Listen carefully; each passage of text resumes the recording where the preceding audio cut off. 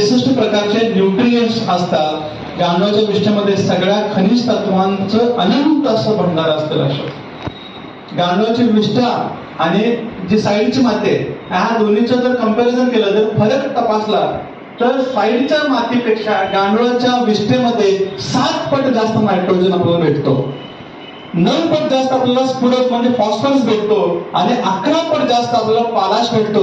म्हणजे NPK या तिन्ही घटकांची कमतरता भरून काढायचं काम हे गांडूळाची विष्ठा करत असते. गांडूळाच्या विष्ठेमध्ये 10 पट जास्त मॅग्नेशियम गांडूळाच्या विष्ठेमध्ये असतं, 10 पट जास्त गंधक ज्याला सल्फर म्हणतोय हे गांडूळाच्या विष्ठेमध्ये असतं. दुय्यम घटकांची कमतरता सुद्धा गांडूळाची विष्ठा भरून काढते. हॅलो, हे आज आपण विकत आणून टाकतोय. पूर्वी कोण बॅलन्स करायचं, कोण मेंटेन करायचं? गांडूळ. आहे का नाही महत्वाचं गांडूळ? हॅलो,